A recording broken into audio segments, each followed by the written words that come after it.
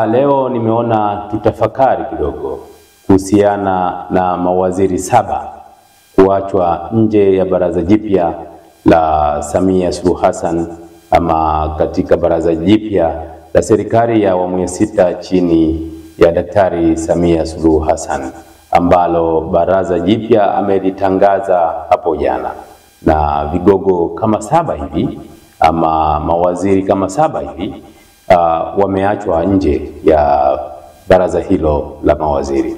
Utajiuliza ni akina nani?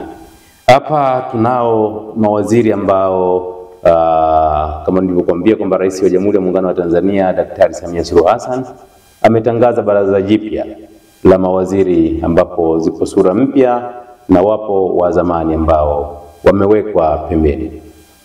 Waliowekwa pembeni na wizara zao walizoziongoza katika baraza ambalo lilipita ni naibu waziri mkuu na waziri wa nishati Daktari Doto Biteko, Hussein Bashe alikuwa waziri wa kilimo, Innocent Bashungwa alikuwa waziri wa mambo ya ndani, Jenista Mhagama alikuwa ni waziri wa afya, Dr. Suleiman Jafo ambaye alikuwa ni waziri wa viwanda na utalii, Daktari Damas Ndumbaro ambaye alikuwa waziri wa sheria. Hawa ni mawaziri 7 ambao wamewekwa pembeni, na tayari kama unavyofahamu, na ikumbuke pia alikuwepo Dr. Pindi Chana, naye pia hayupo kwenye baraza jipya la mawaziri. Sasa tunatafakari kwa namna gani jambo hili. Tukumbuke kabisa kwamba hivi karibuni mfano ndugu Hussein Bashe alionyesha kwamba ama baadhi ya watu na kila mmoja ambaye anatazama siasa za Tanzania, mwelekeo wa siasa za Tanzania, ni kama ni mtu ambaye alijihakikishia hivi kwa namna vile alivyokuwa anafanya kazi, lakini namna ambavyo majibu yake yalivyokuwa kwa wananchi ama kwa umma, kueleza yale ambayo alikuwa anafanya katika Wizara ya Kilimo na mambo mbalimbali.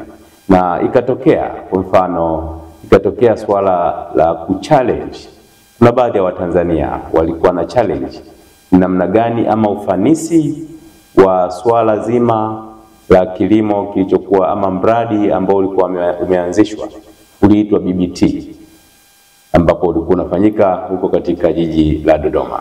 Watu wengi walikuwa na challenge katika ufanisi wa mradi huo, lakini Hussein Bashe alikuwa amesimama katika msimamo wake kwamba mambo yanaenda vizuri sana.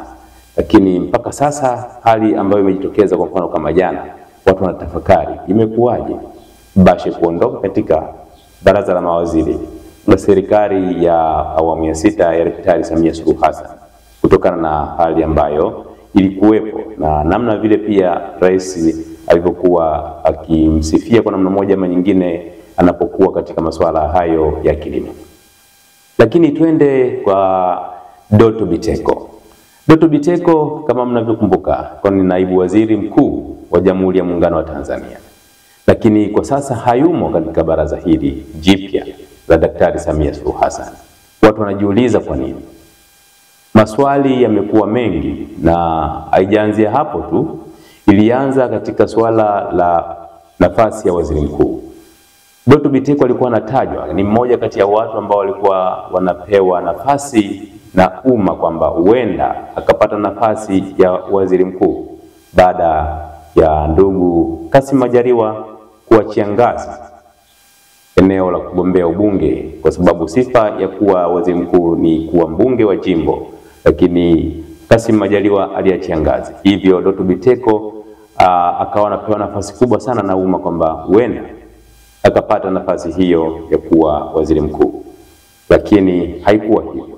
Lakini jana pia watu wakatarajia kwamba huenda pia labda akapata nafasi ya kuwa ndani ya baraza jipya la mawaziri, lakini haikuwa hivyo. Sambamba na Doto Biteko, lakini pia Dr. Tulia Ackson alikuwa ni mmoja kati ya watu ambao walikuwa labda wanatarajiwa kwamba angekuwemo kwenye baraza la mawaziri katika serikali hii ya awamu ya 6, lakini naye pia jina lake halijachomoza. Hao tu, lakini wako wengi. Kwa mfano Jenista Mhagama ambaye amehudumu katika wizara mbalimbali, naye alikuwa anatarajiwa sana kwamba huenda ni mtu ama kiongozi ama mbunge ambaye asingeweza kuachwa kwenye hili baraza jipya la mawaziri. Vile vile Bashungwa, kama ujuavyo, wizara ya mambo ya ndani ni wizara nyeti kweli kweli, lakini Bashungwa alikuwekwa hapo, na watu wengine wanasema kwamba huenda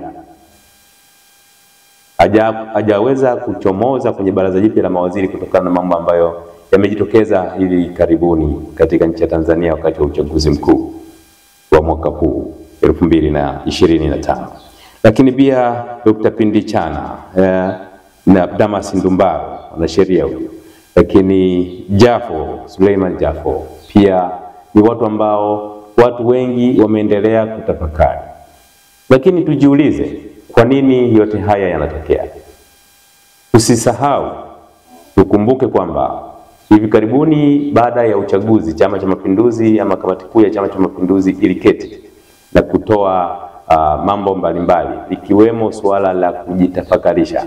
Huenda Chama cha Mapinduzi wakati kinaendelea kujitafakarisha na serikali yake inaendelea kujitafakarisha, kwa sababu tukumbuke, mwenyekiti wa Chama cha Mapinduzi Taifa ndiye Rais wa Jamhuri ya Muungano wa Tanzania. Vyote hivyo watu wanaendelea kutafakari.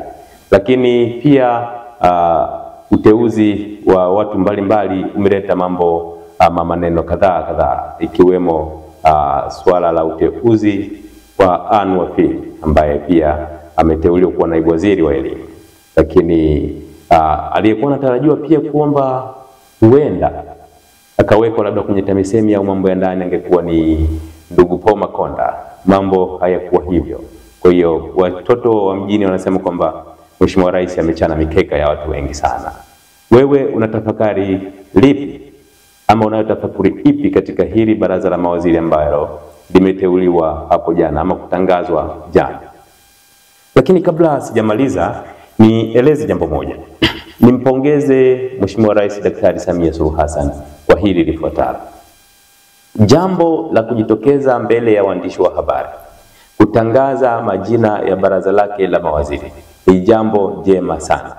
Na huko nyuma niliwahi kushauri kwamba ni vizuri sana Rais akawa anapata nafasi anapofanya mabadiliko ama uteuzi wa viongozi kadhaa, au anajitokeza mwenyewe mbele ya waandishi wa habari, na kama kuna maswali yawe yanafanyika hivyo.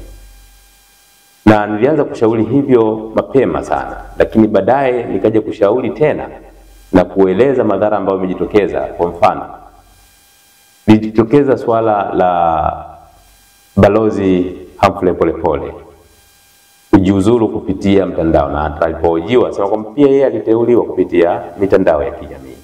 Sasa jambo kama hili ambalo amelifanya Mheshimiwa Rais kujitokeza mbele ya waandishi wa habari na kutangaza baraza lake jipya la mawaziri ni jambo zuri sana, na huko mbeleni linaweza kuepusha vitu vingi sana kutokana na hali ilivyo ya utandawazi kwa kizazi hiki.